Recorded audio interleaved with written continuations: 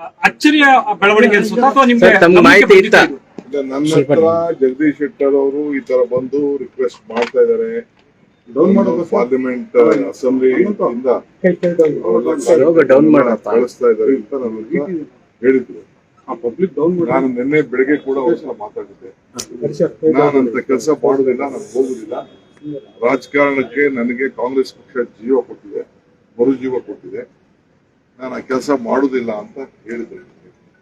ಅದನ್ನೇ ನಾನು ನಮ್ದಲ್ಲಿಟ್ಕೊಂಡು ನಿನ್ನೆ ಮೈಸೂರಿನಲ್ಲೂ ಕೂಡ ನಾನು ಈ ವಿಚಾರನ ಪ್ರಸ್ತಾವನೆ ಮಾಡಿದೆ. ಈಗ ಈ ವಿಚಾರ ಅವರು ಕಾಂಗ್ರೆಸ್ ಕಚೇರಿ ಇದ್ದಾರೆ, ಎಲ್ಲ ಮಾತುಕತೆ ಆಯ್ತು, ಬಿಜೆಪಿ ಇದ್ದಾರೆ ಅಂತ ಹೇಳಿ ಅವರು ನನಗೆ ಕೆಲವು ಮಾಧ್ಯಮ ನಿಮ್ಮೆಲ್ಲ ಸ್ನೇಹಿತರು ಸೊ ನಾವು ಕಾಂಗ್ರೆಸ್ ಪಕ್ಷ ಒಬ್ಬ ಸೀನಿಯರ್ ಲೀಡರ್ ಅಂತ ಹೇಳಿ ಗೌರವದಿಂದ ಅವರೇ ಹೇಳಿದ್ರು ನನಗೆ ಆ ಪಕ್ಷ ಒಳ್ಳೇದಲ್ಲ. ಮೊನ್ನೆ ಕೂಡ ಅನೇಕ ಸ್ಟೇಟ್ಮೆಂಟ್ ಗಳನ್ನ ಅವರು ಕೂಡ ಕೊಟ್ಟಿದ್ದಾರೆ. ಬೇರೆ ಬೇರೆ ಸ್ಟೇಟ್ ಈ ರಾಮ ಮಂದಿರ ವಿಚಾರದಲ್ಲಿ ಬೇರೆ ಬೇರೆ ವಿಚಾರದಲ್ಲಿ ಯಾವ ರೀತಿ ಬಿಜೆಪಿ ದುರುಪಯೋಗ ಮಾಡ್ತಾ ಇದ್ದಾರೆ ಅಂತೆಲ್ಲ ತಿಳಿದಿದ್ದಾರೆ. ಸೊ ಅವರು ಅಷ್ಟು ಸೀನಿಯರ್ ಲೀಡರ್ ಬಗ್ಗೆ ನಾವು ಕಾಂಗ್ರೆಸ್ ಪಕ್ಷ ವಿಶ್ವಾಸವನ್ನು ವ್ಯಕ್ತಪಡಿಸ್ತೇವೆ. ಈಗ ವಿಶ್ವಾಸಕ್ಕೆ ಧಕ್ಕೆ ಆಗ್ತಾ ಇದೆ ಅಂತೇಳಿ ನೀವೇ ತೋರಿಸ್ತಾ ಇದ್ದೀವಿ. ಸೊ ಈಗ ಸ್ಪೀಕರ್ ಅವರಿಗೆ ಕೌನ್ಸಿಲ್ ಚೇರ್ಮನ್ ಬಗ್ಗೆ ಫೋನ್ ಮಾಡಿ ನಾನು ಫ್ಯಾಕ್ಸ್ ಅಲ್ಲಿ ಮೇಲ್ ಅಲ್ಲಿ ಕಳಿಸ್ಕೊಡ್ತೀನಿ ಅಂತ ಹೇಳಿದ್ರು ಅಂತ ನನಗೆ ನಮ್ಮ ಯಾರ ಆಫೀಸಿಂದ ನನಗೆ ಮಾಹಿತಿಯನ್ನು ಕೊಟ್ಟಿದ್ದಾರೆ. ಅವ್ರದ್ದೇನ್ ತೀರ್ಮಾನ ಇದೆಯೋ, ಒತ್ತಡ ಇದೆಯೋ, ಯಾವ್ದಾದ್ರು ಒತ್ತಡದ ಮೇಲೆ ಅದಕ್ಕೆ ಕರ್ಕೊಂಡು ಹೋಗಿದ್ದಾರೋ, ಅವ್ರು ಬಲವಂತವಾದಿದ್ದಾರೋ, ಅವ್ರು ಏನು ಹೇಳಿಕೆ ಕೊಡ್ತಾರೋ ಹೇಳಿಕೆ ಕೊಡ್ಲಿ, ಆಮೇಲೆ ಅದ್ರ ಬಗ್ಗೆ ನಾವು ದೇಶದ ಹಿತದೃಷ್ಟಿಯಿಂದ ನಾನು ಬಿಜೆಪಿ ಮತ್ತೆ ವಾಪಸ್ ಬಂದಿದ್ದೀನಿ. ಅವ್ರಿಗೆ ಸೀಟು ತಪ್ಪಿಸುವಾಗ ದೇಶದ ಹಿತ ಗೊತ್ತಿರಲಿಲ್ಲ. ಸೀಟು ತಪ್ಪಿಸುವಾಗ ಕಾಂಗ್ರೆಸ್ ಪಾರ್ಟಿ 5 ವರ್ಷದ MLC-ನ ಗೌರವದಿಂದ ಅವ್ರಿಗೆ ನಾಮಿನೇಷನ್ ಮಾಡಿದಾಗ ಕಾಂಗ್ರೆಸ್ ಹಿತ ದೇಶದ ಹಿತ ಗೊತ್ತಿರಲಿಲ್ಲ. ಅವ್ರು ಏನ್ ರಿಯಾಕ್ಟ್ ಮಾಡ್ತಾರೆ ನೋಡ್ಬಿಟ್ಟು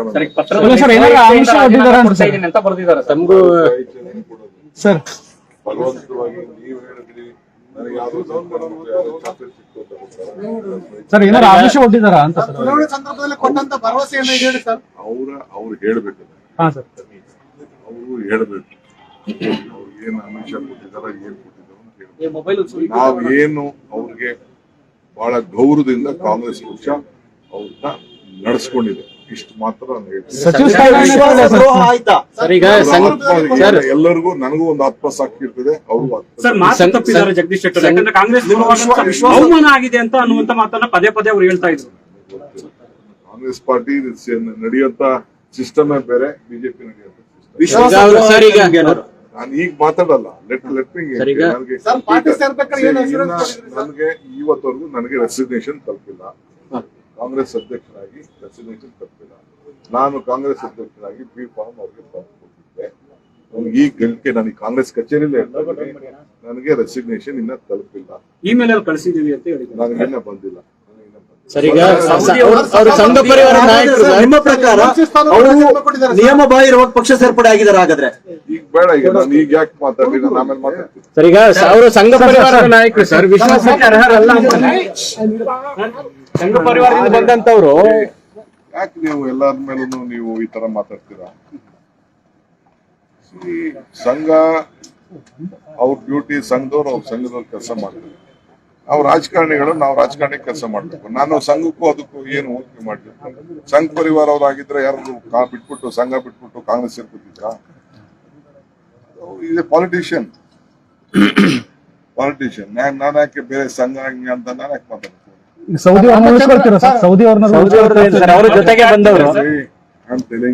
ಯಾರು ಬಿಟ್ಟು ಹೋಗಲ್ಲ. ಜಗದೀಶ್ ಶೆಟ್ಟರ್ ಏನು ಹೋಗಿದಾರೋ ಅದು ಬೇರೆ ವಿಚಾರ. ಬೇರೆಯವರು ಜನ ಅವ್ರನ್ನ 35,000 ವೋಟಲ್ಲಿ ತಿರಸ್ಕರಿಸಿದ್ರು ಕೂಡ ನಾವು ಕಾಂಗ್ರೆಸ್ ಪಕ್ಷ ಬಹಳ ಗೌರವದಿಂದ ಅವ್ರನ್ನ ನಡೆಸ್ಕೊಂಡಿದ್ದೀವಿ. ಮಿಕ್ಕಿದ್ದು ಆತ್ಮಸಾಕ್ಷಿ ಮತ್ತು ಸೌದಿ ಅವರು ಸಚಿವ ಸ್ಥಾನದ ಆಕಾಂಕ್ಷಿ ಇದ್ದಾರೆ.